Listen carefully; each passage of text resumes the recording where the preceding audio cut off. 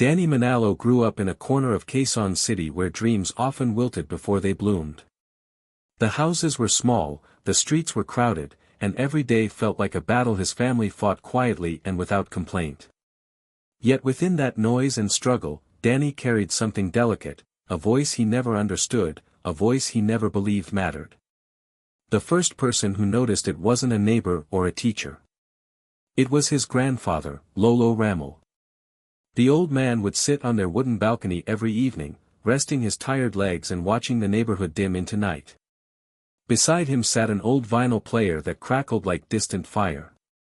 On its dusty turntable, Elvis Presley spun endlessly, soft, warm, full of soul. To most, it was just music. But to Danny, those songs felt like home. He was only 6 when Lolo first placed the headphones over his small ears. And something inside him awakened. He didn't just hear the music. He felt it, like a forgotten dream taking shape. Lolo listened quietly as Danny hummed along, his voice soft but unbelievably warm. It had a color to it, a glow the old man had never heard in a child before. And in that moment, he knew the boy was different. Over the years, Danny sang quietly around the house. Never loud. Never confident. He sang washing dishes. He sang sweeping the floor. He sang when he thought no one noticed. His voice didn't sound like a child copying a legend. It sounded like someone who carried the same old soul tenderness, gentle but powerful, fragile but bright. But poverty has a way of silencing dreams.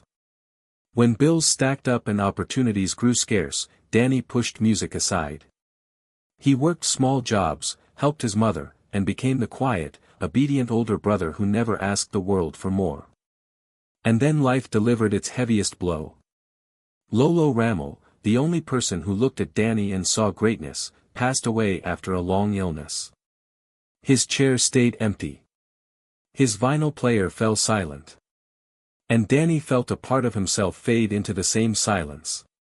After that day, he stopped singing for months. The world didn't ask for his voice. And Danny believed it never would. But destiny, even in silence, keeps waiting. Life moved forward, but Danny did not. After their grandfather's passing, the small home felt heavier, as if someone had gently dimmed the light inside it. His mother worked longer shifts. Liza studied late into the night. And Danny, now the quiet pillar of the family, buried his emotions beneath responsibility. Singing became a memory he avoided, too painful, too connected to the man he lost. Sometimes he would catch himself humming unconsciously, only to stop, almost guilty for feeling something he was afraid to hold on to. Liza noticed everything. She noticed the way he avoided the old vinyl player. She noticed how he slipped into silence whenever someone mentioned music. She noticed the emptiness in his eyes that didn't belong to a young man of 20. Yet beneath that silence, she also knew something else lived, something bright, something powerful, something their grandfather believed in more than his own heartbeat. So she began recording him secretly. Late at night, when the world slept and Danny sang softly during chores, Liza pressed record. His voice, even in whispers, carried a warmth that wrapped around her like a childhood memory. It was a gift too beautiful to be hidden, too rare to be forgotten. But Danny refused every opportunity she showed him. Local shows. Small auditions. Online singing challenges. He shook his head gently each time, convinced the world didn't need him. Then came Thomas Reed. The retired sound technician returned to Manila for a short visit. He had worked with Lolo Ramel decades earlier, helping him with events and performances. When he visited the family, Liza played one of Danny's secret recordings. Thomas fell silent. He closed his eyes. He listened closely. He felt something stir in him, something almost spiritual. It wasn't just the voice. It was the emotion beneath it, the honesty, the rawness, the quiet fire. He asked Danny to sing live, and after much hesitation, the young man did. Thomas didn't smile right away. He didn't clap. He just stared at Danny as if looking at a miracle that didn't know it was a miracle. Finally, he said something that changed everything. "If this voice stays hidden, the world will lose something it will never get again." Those words didn't just reach Danny. They reached the part of him he had locked away since his grandfather died. And for the first time, the door to his destiny opened a little.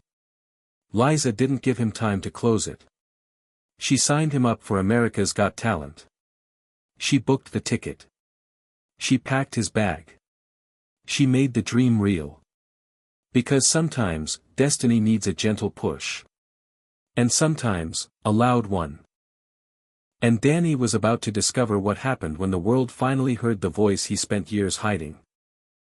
The moment Danny stepped into the AGT venue, it felt like he had entered another world, a world too bright, too loud, too overwhelming for someone who grew up singing quietly in a dimly lit home. The arena's lights stretched endlessly across the ceiling, like stars pulled down from the sky. Every corner buzzed with energy. Contestants rushed back and forth, producers shouted instructions, cameras hovered like curious birds. For them, this place was familiar. For Danny, it was a universe he wasn't sure he belonged in. He clutched his hands together as he walked. His palms were damp. His heartbeat thudded unevenly in his chest. He wasn't afraid of singing. He was afraid of being seen. For years, he had kept his voice tucked away in shadows.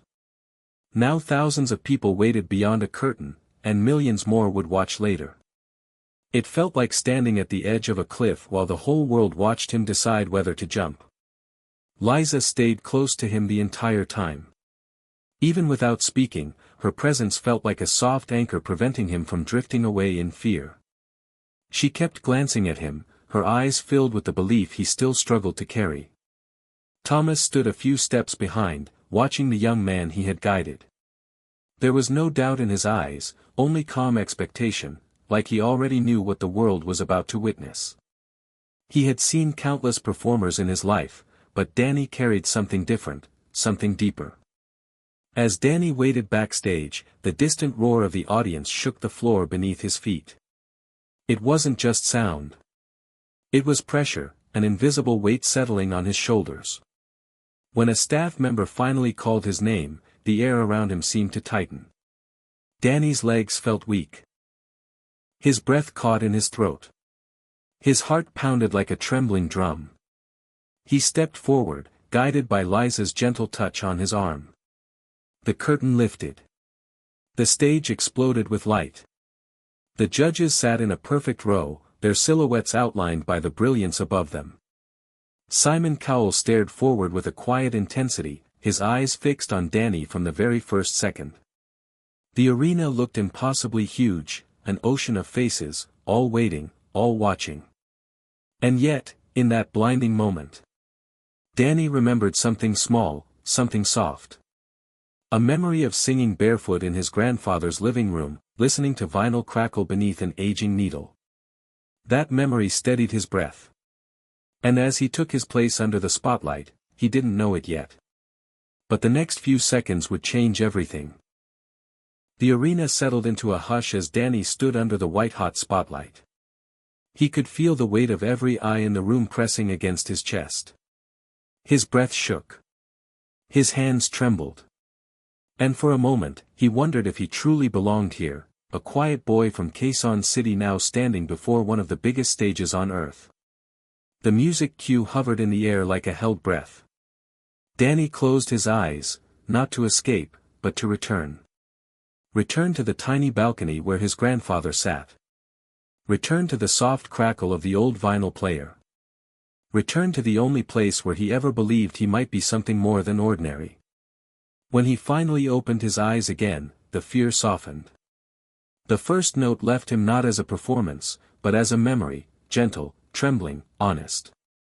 It floated into the arena like a whisper carried on a breeze. And the room reacted instantly. Simon Cowell, known for his unwavering composure, froze. It wasn't shock. It was recognition of something real, something rare, something the industry hadn't heard in years. A voice that didn't imitate Elvis, but honored him with soul rather than imitation. Only 10 seconds had passed. 10 seconds, yet the entire arena shifted. The audience leaned forward. Judges exchanged stunned glances. Even the camera operators steadied their equipment as if afraid to miss a single breath of the moment. Danny's voice deepened, warmed, opened like a sunrise, revealing more color with every second. He didn't push. He didn't show off. He simply allowed the music to rise from a place inside him that grief had once locked away. His grandfather's spirit seemed to live inside those notes, soft, sincere, carrying years of quiet love. Then came the turning point. Danny held one long note. A note so full of ache and longing that it felt like the sound of someone finally allowing themselves to be seen after years of hiding. The arena didn't breathe. The world didn't blink. Even Simon leaned back slowly, caught off guard by a voice that felt untouched by ego or ambition, only heart. 10 seconds had become a moment people would never forget. And Danny, unaware of the storm he had already begun, continued singing as if sharing a secret only his soul understood. The arena wasn't ready for what came next. Because the Filipino Elvis was just getting warmed up. Danny didn't see the moment the crowd changed. He didn't see the way thousands of faces lifted, stunned, as if struck by a sudden wave of emotion. All he knew was the music moving through him, guiding him, freeing him, pulling him deeper into a place he had been afraid to enter for years. As the song swelled, something awakened in him. It wasn't confidence. It wasn't pride. It was release, like a tightly held breath finally exhaled after a lifetime of silence. The timid boy who once sang only in shadows had vanished. Standing in his place was someone his grandfather always believed he could become. When Danny reached the song's first big crescendo, the arena responded with a force that shook the floor. People rose to their feet long before the final note. Hands flew to mouths. Tears glistened in eyes that had expected just another performance, but received something far more human, far more soulful. He didn't perform like an entertainer. He sang like someone telling the world who he really was. And the world listened. Even the judges were caught in the swell. Howie leaned forward as if trying to understand how such power lived in someone so gentle. Heidi's eyes filled with emotion. Sophia clasped her hands, overwhelmed by the purity of the moment. But it was Simon's reaction that everyone would remember. He didn't move. He didn't blink. He simply watched, with a calm, almost reverent stillness, a look he reserved only for voices that felt like once-in-a-heartbeat discoveries. Danny pushed into another note, stronger, higher, brighter. The kind of note that didn't scream for attention, but commanded it quietly, gracefully, humbly. It was the moment the arena exploded. People screamed. People sobbed. People felt something inside them shift, because Danny wasn't just singing, he was healing something in himself, and somehow, everyone else felt it too. His voice soared across the room like a wave breaking open the sky.